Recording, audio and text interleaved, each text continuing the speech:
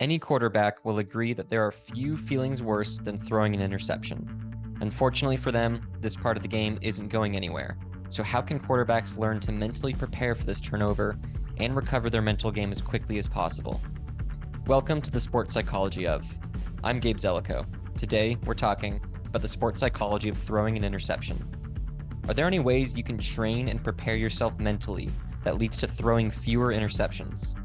How do quarterbacks stay at the top of their game despite this costly turnover?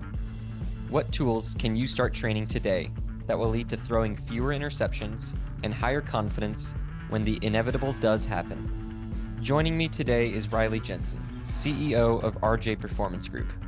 He's the lead mental performance coach for Real Salt Lake, Real Monarchs, Utah State University Athletics, and Weber State University Athletics. He's been involved with USA Archery and Westminster College basketball. In addition to his master's degree in sport and performance psychology from the University of Utah, Riley started as a quarterback at an NCAA D1 school, Utah State University.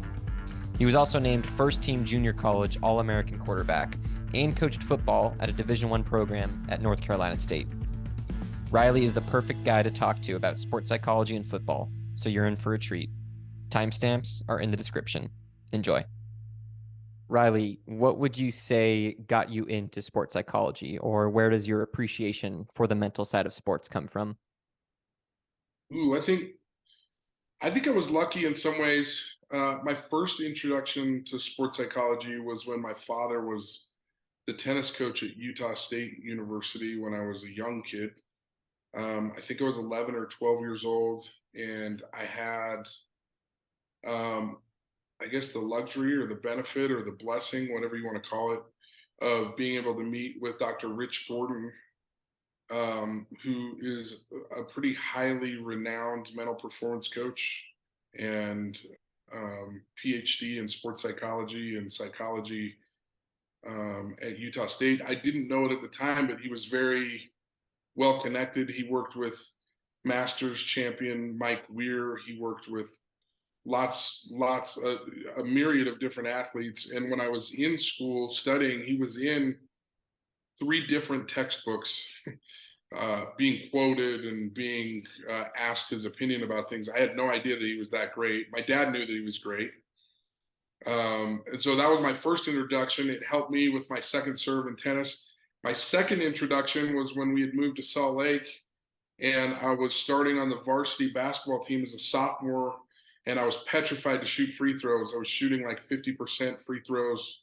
We were in the playoffs, and I was having this recurring, sport anxiety that I was going to let my team down with free throws in a pressure situation. And I had the occasion again. My dad set me up with Dr. Keith Henshin, who was the mental performance coach for the Jazz for 33 years, who was also in my textbooks and was instrumental in starting the program that I ended up graduating from. So I think I was very, very lucky that I met with two of the best. When I went back to Utah State and played at Utah State, Dr. Gordon was still there, and he was like, "Oh, hey, come by my office anytime. I'd love to talk to you." And I think in some ways, as I'd gotten older, my answer to everything was just hard work and grinding. And I think the further away I got from playing at a high level, the more I realized how important and how vital that time would have been to spend some more time with Dr. Gordon, because I didn't do it. And it wasn't because I didn't believe in it. It wasn't because I didn't think it was good. It was just like, man, I'm so busy. I just remember thinking, like, between school and workouts and watching film and playing games and just trying to get everything done, I was like, when do I even fit in, Dr. Gordon? And I really wish I would have prioritized that, because looking back on it and what I've learned now would have been so beneficial to my playing, to my experience as a Division I athlete. And it didn't happen. But man, I have the occasion to help guys like Riley Jensen and gals like Riley Jensen, and that becomes particularly fulfilling to me now. Wow, being exposed to sports psychology from such a young age must be so influential, I imagine. It was awesome. I mean, my dad had me read The Inner Game of Tennis when I was like 13. I really think that had a huge impact on me all the way through without me really knowing it. Because when I read back through The Inner Game of Tennis, I mean, that book was written in 1974. It is so applicable to so many different sports that I'm so glad I was exposed to that. My dad, some random thoughts. He was exposed to a guy by the name of Dr. William DeVore, who did I'll jack this up, but it was like cybernetic thinking in the like 80s, and it was all about this UC Davis tennis coach who used to like splice up his team's like film and only would let them see the positive plays that they made and the positive like thing. And I remember my dad constantly introducing me to these sorts of things. One little funny side story. My dad was so worried about me taking pre-performance routines or pre-shot routines in the wrong way and turning them into superstitions or rituals that I joke around. I became superstitiously not superstitious, meaning I I was so paranoid that I was going to put on my right sock first and then my left every time that my superstition became putting my left sock on, putting my shirt on first. And so then I got locked into superstition by accident of not doing the same thing every time, right? Without knowing it at a young age. And so I was exposed to a lot of this stuff. My dad was not in sports psychology, but like many of us listening to this podcast and many of us in the field and many of us outside of the field, it's super fascinating to be involved with sports psychology, right? Yeah, I know you have a ton of stories up your sleeve, but we got to get going to the Okay, main topic. Main sorry. topic today. We got a lot to get Good. to. Not saying your stories aren't worth hearing, but No, I maybe hear another you. I time. hear We could have a whole episode on just Riley Jensen stories, I'm sure. So today we're talking about the sports psychology of throwing an interception. And before we start talking about this, can you just very briefly explain what that is in football?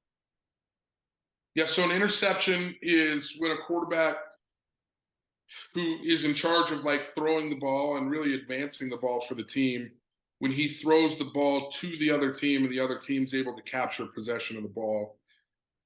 Just to give some reference, there's about 10 to 12 opportunities to move the ball towards the goal in football, towards the touchdown.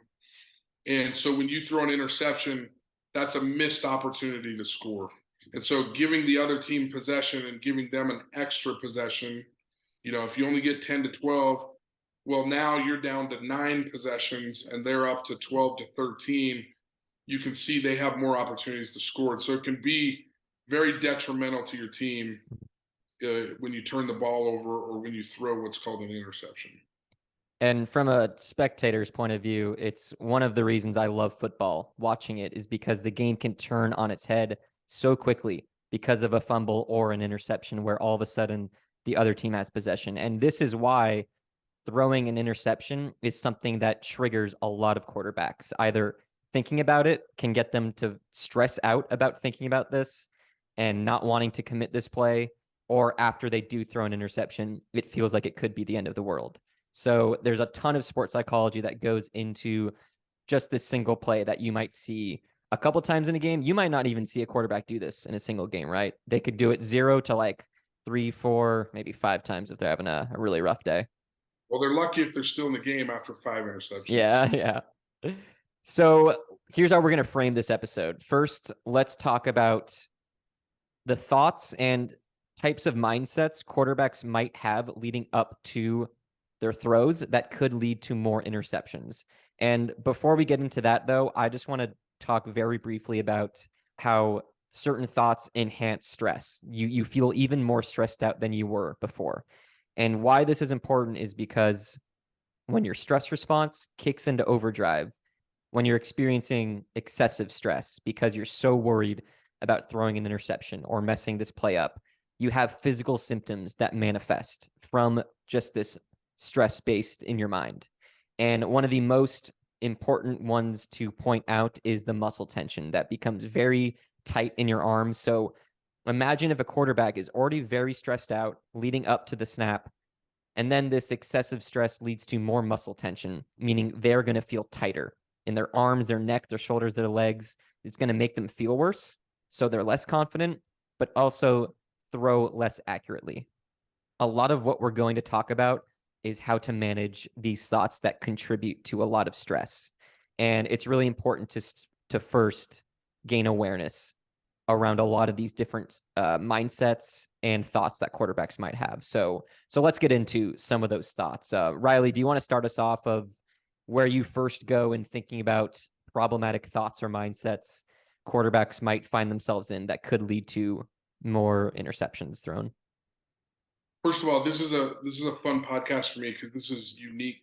These are unique questions and very well thought out questions, and also especially near and dear to my heart because I played quarterback in college. And thinking back about some of these feelings, talking to pro and college quarterbacks in my current job, it's very interesting to think about these things. I think the first thing I would say is that the nature of the position is a high pressure position. It's no different than being a CEO of a company. It's no different than being the president of your company. The decisions that you make are high level decisions, right? And they are very visible.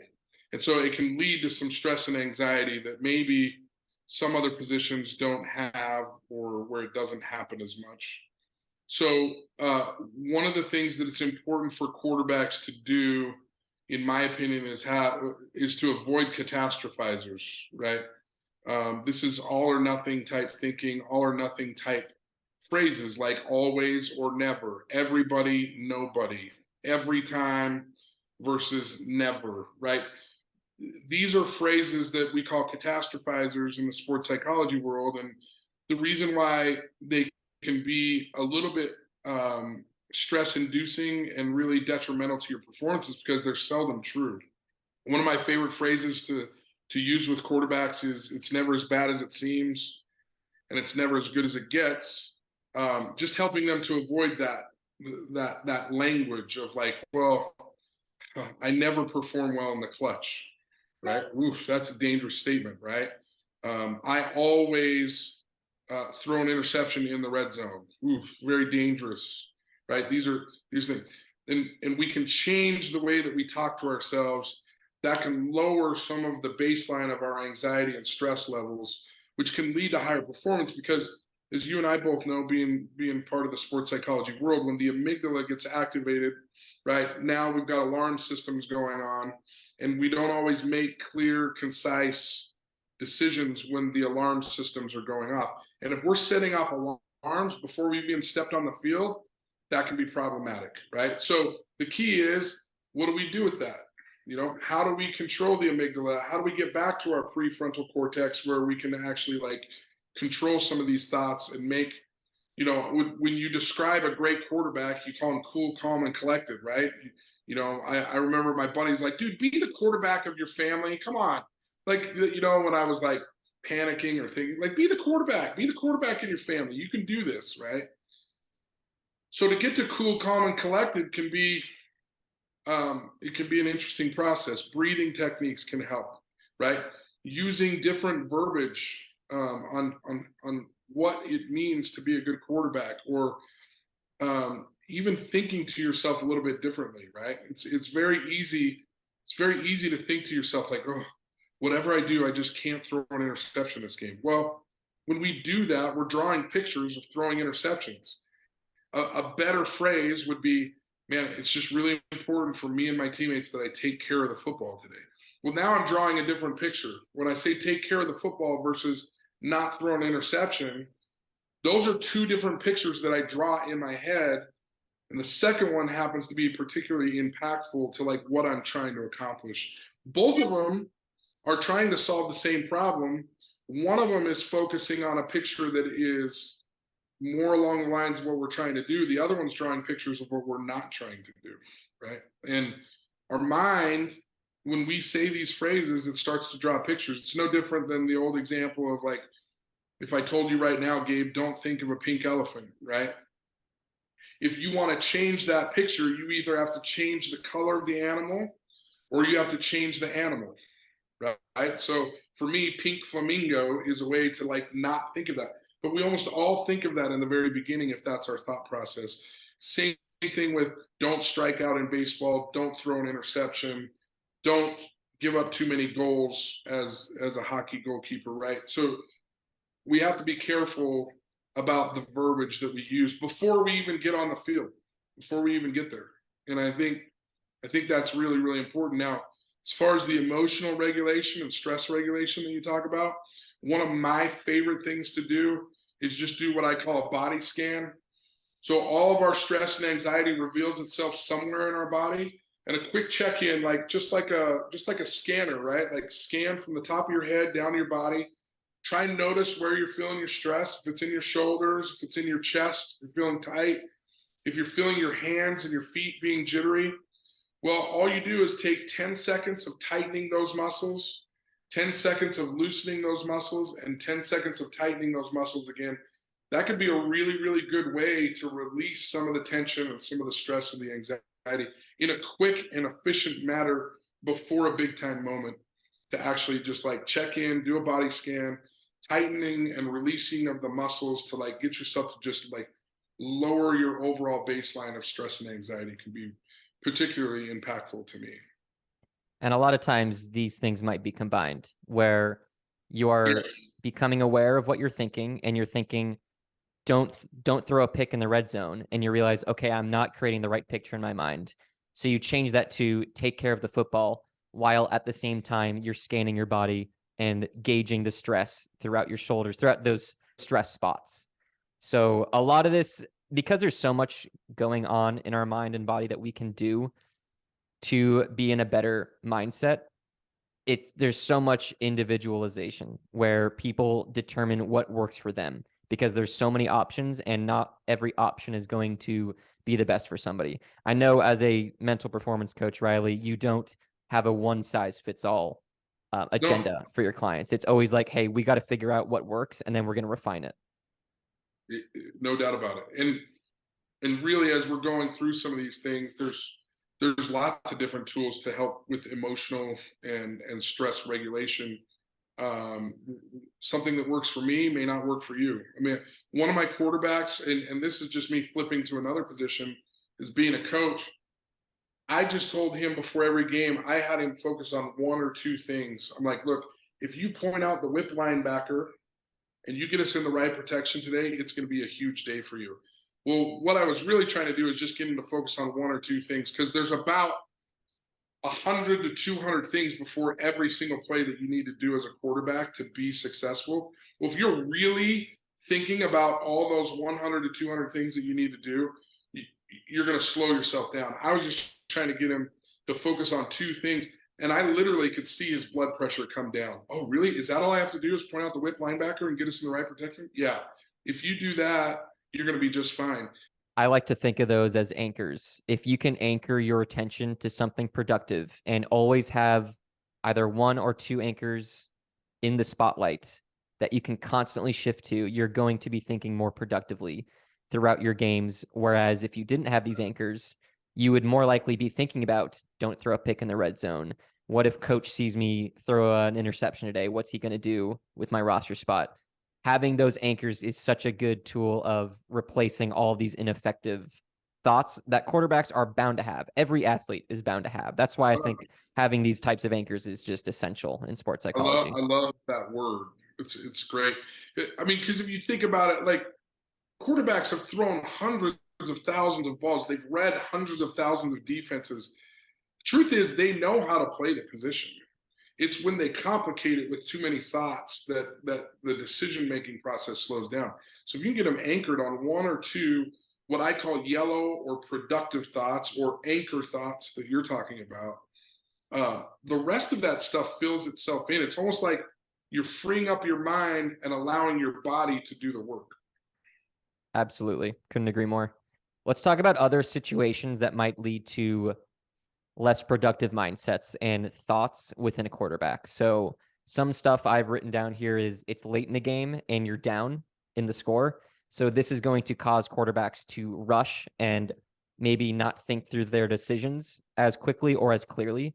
And then again, leading to more interceptions. So it's this awareness of a quarterback with a strong mental game can be in that situation late in the game and you're down and still have the composure to still act like it's early in the game and there's not as much pressure because you're still controlled, you're still composed.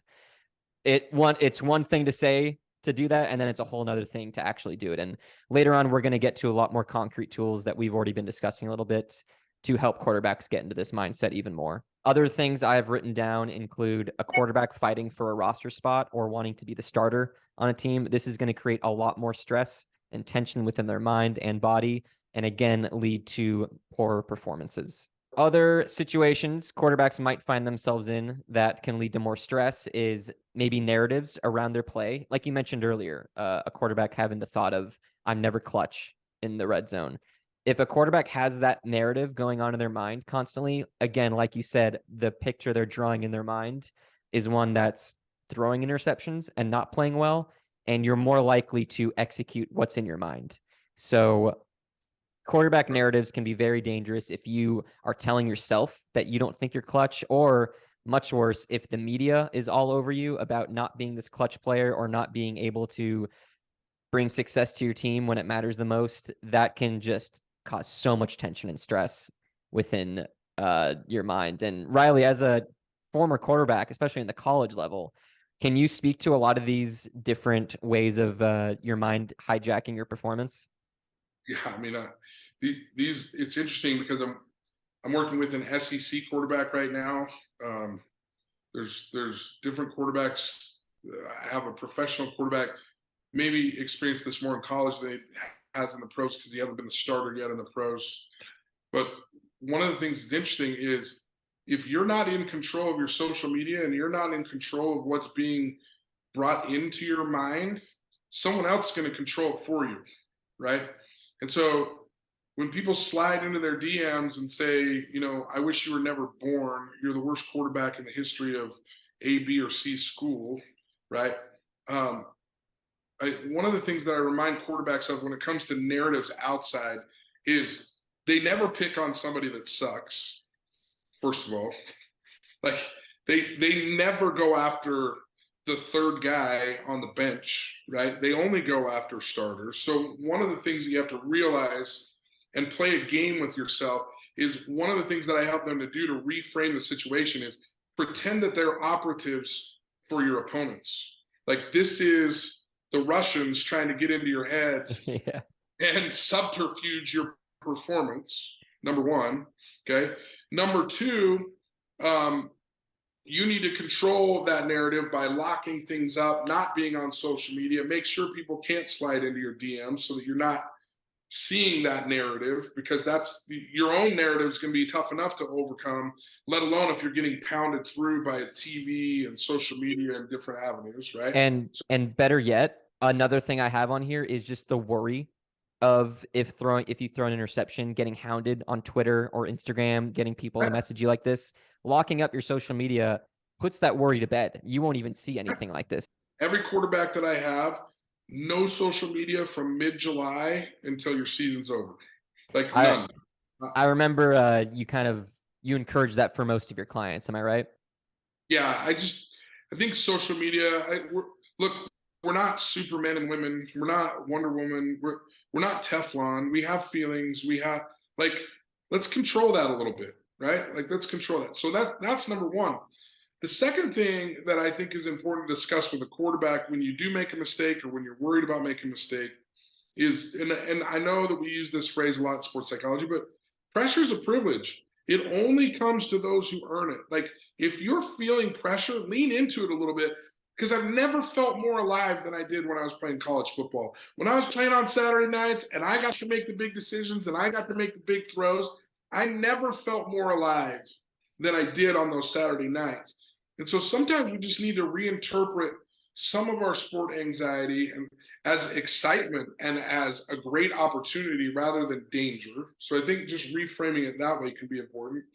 And then the third thing that I would say is that one of the very, very best ways, and coaches do a terrible job of this, and I'm not trying to be critical of coaches, but they're like, dude, don't hang your head, keep your chin up, have a short memory, like move forward. They all tell you what to do. They never tell you how to do it. Well, dude, I'm trying to forget that interception. It was huge. It was a pick six in the fourth quarter. Now we're down 4 points and there's 2 minutes to go in the game. How am I supposed to forget that? I want to forget it. It keeps coming up in my head. It's not that easy, coach, right? Well, one of the ways that's been shown over and over and over scientifically, and this is best practice, is when you can become extrinsically motivated rather than intrinsically motivated in that moment. And what I mean by that is becoming others focused rather than inwardly focused in that moment.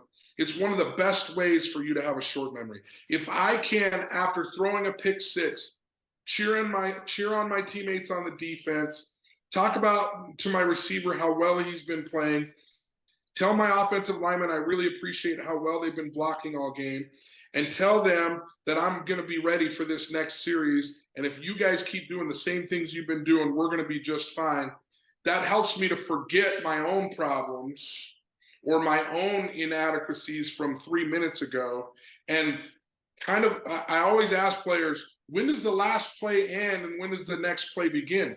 Well, it allows you to kind of put a period on the end of that last play and move forward, right? It's one of the best ways. And there's all kinds of scientific evidence too that when you're given fist bumps, when you're given pats on the back, when you're given taps on the head in football, those teams win more. I mean, they just do. There's a better bonding, and it's really an exchange of oxytocin in our system where we're bonding together and we're playing for each other. And when you can do that, that helps you to forget the last moment and move on in a little bit easier way. Now, there's also breathing techniques that you can do, but that's one of the best ways to become others focused for a few minutes before you have to get back in the saddle and drive your team down to score with 2 minutes to go and you're down 4 and you got to score a touchdown. And to add on to that, social connections, relationships are one of the most impactful ways to blunt the effect of stress on the body and mind. Great point there of going to your teammates and also like owning the responsibility of like, hey, telling them that maybe you messed up, maybe still stick with it, give them praise for what they're doing. And what I hear in this tool is like when you can have some action in response to this interception, rather than just dwelling on it, just thinking about it. That's what helps people move on when you're actually doing something. So, well, and bingo, because what you're talking about there is you're not a time traveler. You can't fly into the past and fix anything. You can't fly into the future and fix anything. Action can only take place in the moment, and action is the most important thing to help you to move on from the last thing that happened. So, totally agree with what you said right there. Let's talk about one more thing revolving these interceptions in the mind, and then we're going to get into much more concrete mental skills that people can actually train right away.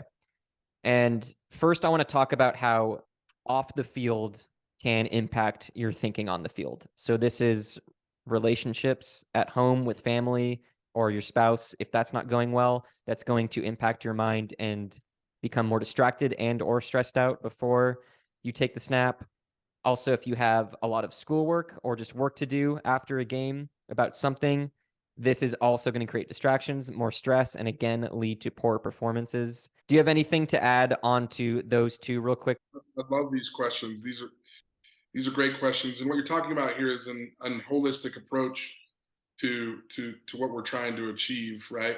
A lot of players make the mistake of thinking like, well, football is my escape. Hockey's my escape, tennis is my escape from all my worldly problems and the things that are going on in my world. And I'm like, yes, and not yes, but yes, and if we can get things in order a little bit more in our life, it also enhances our performance, right? There's a coach at the University of Utah by the name of Morgan Scally, and I love his quote. I'm sure he got it from somebody else, but he always says, how you do anything is how you do everything, right?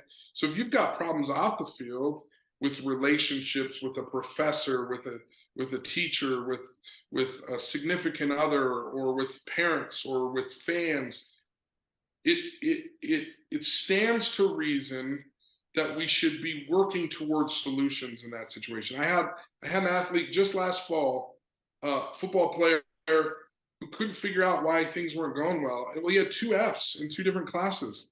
And I'm like, hey, have you spoken to the professor yet? He's like, no. And anyway, we went through a whole bunch of reasons as to why it would be a wise idea to talk to your professor, right?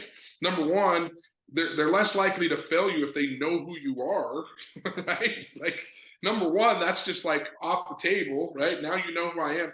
Number two, if they know you're giving an effort, they're a lot less likely to fail you. And number three, going to your professor, they're more likely to give you help you with a plan to get back on track.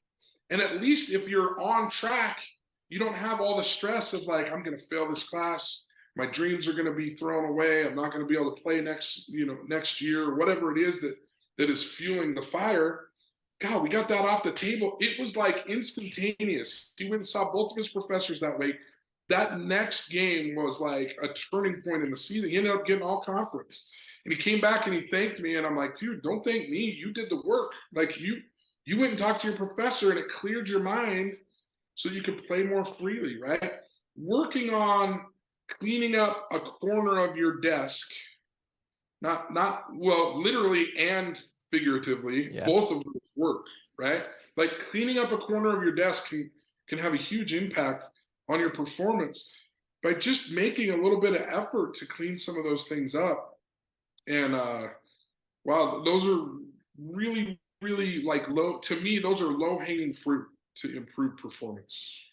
It's almost like declutter your life outside of football and you'll declutter your mind inside of football. Yes. And all of a sudden, not only is it really, really fun to get away from all your problems and play football, but it's really, really fun to play with confidence and a clear mind and just play full speed. Exactly. Let's talk about awareness. It's always the first skill that seems necessary to me when we talk about being a better athlete, especially in the case of a particular event, like throwing an interception or free throws. You want to be aware of how you're thinking. So I know we teach awareness kind of similarly. How would you explain to the audience how you train awareness in your athletes and specifically quarterbacks to, in this situation, throw fewer interceptions? So I think there's two. I think there's one. Well, I think these are actually both kind of outside of the moment, right? So one is using an app like Headspace, using an app like Breathe, using an app like Calm. The benefits of meditation and mindfulness can be so key to your awareness. And I joke all the time, if you don't know that the goal of being in a bowling alley is to knock down the pins, you might spend all your time over on the video games and buying cheesy bread, right? So awareness is a key to almost everything that we do in life, let alone sport. So those mindfulness and meditation apps can be super, super helpful. And I think sometimes these athletes get the impression that I'm going to make them sit on a mat in the home position and listening to like whatever like B flat sound that is that they need to put on the gong. But these meditation apps are different than what you think. You sit, you listen. They help walk you through some breathing techniques and some thought techniques that I think are really, really important. And then the second tool that I love, as far as awareness goes, is just ACT, acceptance commitment therapy, meaning I'm going to sit here for a minute in these feelings or these emotions that I'm feeling, and I'm going to label them as, ooh, I'm frustrated. Ooh, that was embarrassing. Oh, that, and allow yourself to feel those feelings. So many times athletes want to block those out or pretend like they don't exist or try and shut them out. And what that does is that throws logs on the fire of whatever it is you're feeling. So then you get frustrated about being frustrated. I shouldn't be frustrated right now. Well, you are. So let's sit in it for a minute, right? And then I think the key to the ACT or the acceptance commitment therapy is to use the phrase that I've stolen from the military, which is embrace the suck, embrace the emotion, don't stay in the emotion. So give yourself a time limit. You want to be pissed off after the game? Give yourself 10 minutes to be pissed off. And then let's move forward, right? But let's sit in that feeling for a second. Let's give it a time limit. And then let's move forward to how we can start taking some action items like you talked about earlier. But it's important to recognize the feelings and kind of let them burn themselves out instead of completely throwing logs on the fire by pushing them away. When you can name the emotion or feeling that you're experiencing, you're immediately giving it less power. It's like, oh, because you understand it better. You understand what's going on a bit more clear rather than this nebulous thought that keeps bringing your mood down. Steve Young talks about in his book, My Life Behind the Spiral, that there was huge power when he found out as a San Francisco 49er that he had separation anxiety. When he found out that he had separation anxiety, just the fact that he labeled it changed everything for him. It changed the whole direction of his career. He actually didn't even need some of the medication and some of the things that they had prescribed for him when he found this out, because he said it just felt so good to know that it had a name, that there was actually someone else who felt the same way as me. And he goes, it changed everything for me. And he talks about it in that book. And I think it's a really, really powerful understanding of acceptance commitment therapy, that like when we can put a name on something, it can soothe a lot of the anxiety that's wrapped around those feelings. 100%. And then the other way I think about these emotions is when you don't do the work to try and name them and become aware of what you're feeling. I always think of the analogy of the emotions are like a beach ball that you're trying to push underwater. And at some point, that thing is going to come shooting up and it's going to be very volatile and destructive, as opposed to acknowledging the emotion right away, experiencing it, and then you're not shoving the beach ball down. You're just kind of letting it float there. I love that analogy because it's also a lot of work to keep that ball underneath the surface. Yeah. Hidden Yeah. from everybody else. Yeah. It's a And lot it's, more work than just letting it bubble up. yeah. And like, let's accept what it is here. Let's look at this thing. Let's say, oh my gosh, we got a beach ball here. Like, it's here. It's in the pool. I can't hide it. It's right here. And once we do that, man, like life can get a lot easier. It's a lot easier to swim, you know, and control that beach ball that you're talking about as I'm swimming off to the side than trying to swim to the side with it in between my legs and underneath the surface where nobody can see it, right? Yep, exactly. That's a great analogy. The work that it takes to keep it under wraps or hidden or not acknowledge it is way harder than actually accepting it. Yeah, and it's not productive, as opposed to doing the hard work that what feels harder in the moment, but it's going to be productive and much more successful. I like you, super smart stuff right there. That's very, very intuitive what you just said. So, okay, now an athlete is like, okay, cool, I'm aware of my performance damaging thoughts. Now what to do about them? The first skill I want to go over is what I've been calling mental rehearsal, but it's also called imagery, visualization, envisioning. Did you use it when you were a quarterback? And how do you instruct your athletes and clients to do this exercise now to boost their mental game? So I didn't do it in the traditional way. I think I was kind of a natural at imagining scenarios. That was something that I did a lot at night just before I went to bed. I suggest 5 minutes of imagery to almost every athlete that I work with. Imagery is really, really important to your development in the sense that you need to imagery. We need to involve all of our senses, because even though we don't know it, we can hear the crowd, we can hear the coaches, we can smell the grass on the field, we can taste the Gatorade in our mouth, we can feel the sunlight on our face. All of these things are being taken into account while you're playing your sport. And so when you're using imagery, it's so important to use all of those, because the more vivid and the more clear of the picture that you can imagine, the more likely you are to replicate it on the playing field. Why I think it's so important to combine the senses in your mental rehearsal and imagery is because you're not going to be as floored when you do step onto the field and realize, oh my gosh, there's so much going on here.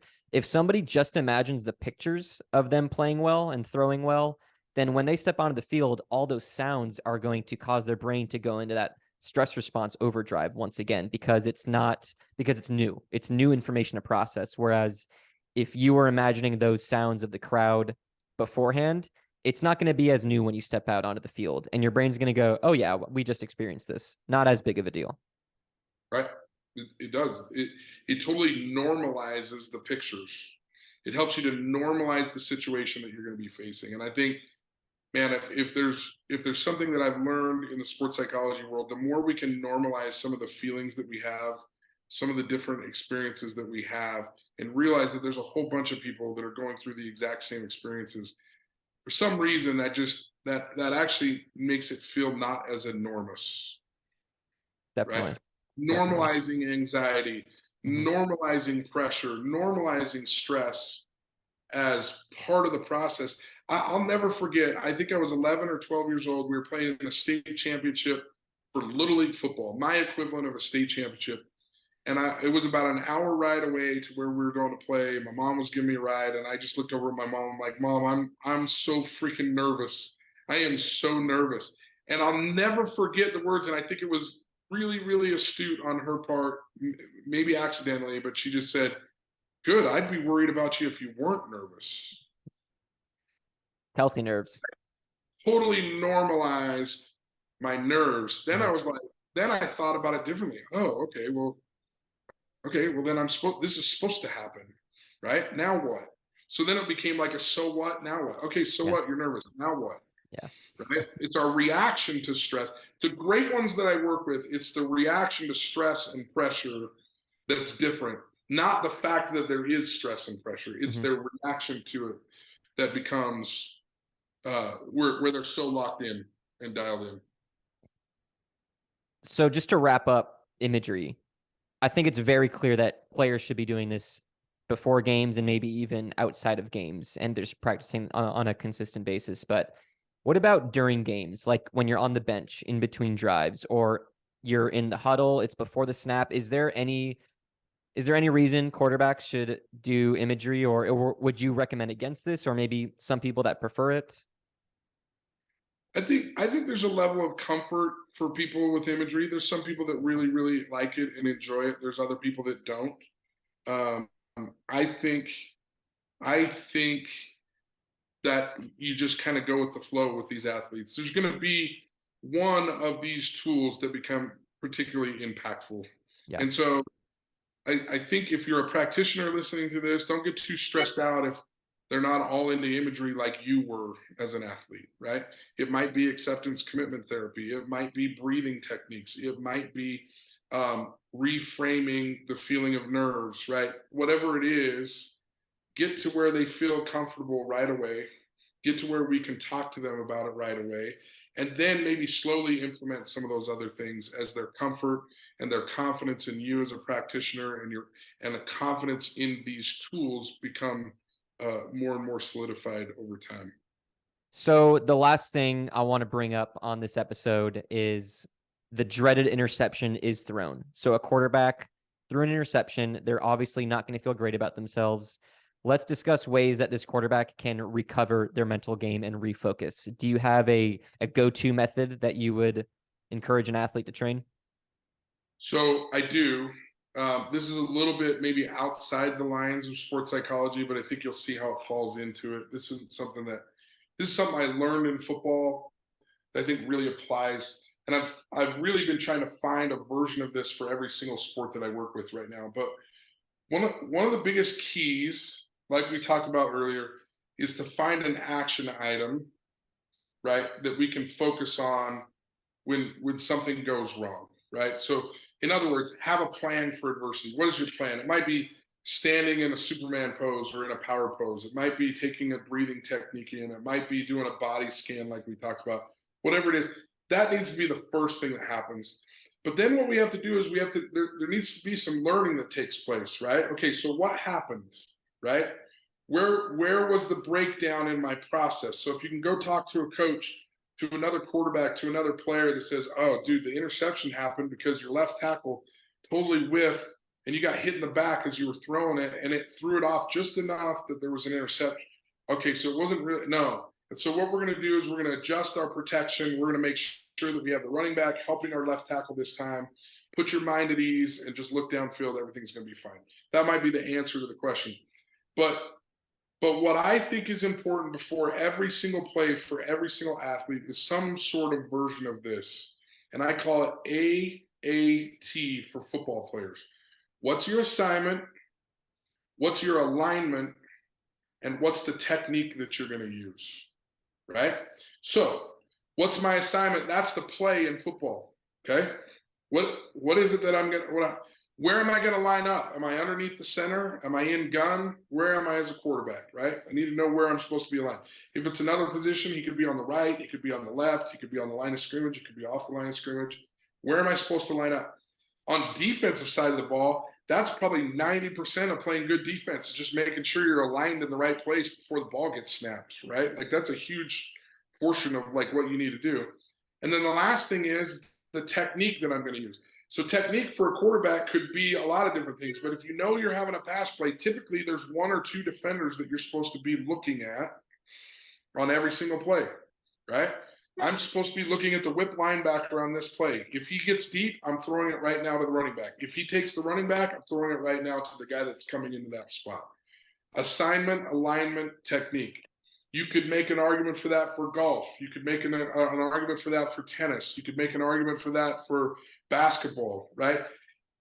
But what you'll notice about this AAT formula that I have, they're all action items that are controllable. Mm-hmm. They're action items that are within our control. And what you have to get back to when you make a mistake is, what can I control? What can I not control? And if I can't control the fact that my left tackle gets beat and I get hit in the back, well, could be a long game. You might not complete a lot of passes. You might not even make it out of the game if he doesn't start blocking for somebody.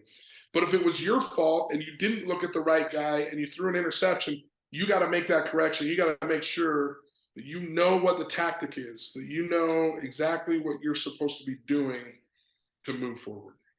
And a similar like post-play routine that I teach a lot of my clients is good, better, how. So what went well? What did anything go well? If so, Right. point it out, get some positivity and optimism in your mind. And then what do you want to do better? Pinpoint the things that you were unhappy with in your performance. And then the big part is how. The action is like, okay, what's your plan now to actually put this better into play? And again, that creates a lot more confidence in players rather than just getting stuck in the suck, as you mentioned earlier, and not having any confidence in a plan going forward. I love it. Good, better, how. I like it. I like it. You've taught me two things today that I really like. Perfect. The ball analogy and the good, better, how. I love it. Well, I hope we taught the audience a lot more about the sports psychology of throwing interception as well. And I can't thank you enough for coming on. This is a lot of fun, and I'm sure we'll speak again soon at some point. Gabe, thanks, man. You're one of the great ones. I love the work that you're doing. I love everything about this stuff. If you ever want me on again, I'd love to explore other areas of sports psychology with you as well. Props to you for great work. So glad that we're connected. So thank you. Yeah, thank you. Appreciate it. All right, let's talk soon. Thank you so much for listening. We hope you took something valuable away from this episode. Stay in the loop by following the Sports Psychology of on your go-to podcast platform, and find clips of each episode's best segments on YouTube, as well as Instagram, TikTok, and Twitter. Do you want to take your mental game to the next level? Try out one-on-one sports psychology coaching with me, Gabe Zelico, by visiting my website, zelicoperformance.com. You can book a free intro call where we'll discuss your goals, obstacles to success, and determine if we'd be a good fit to move forward.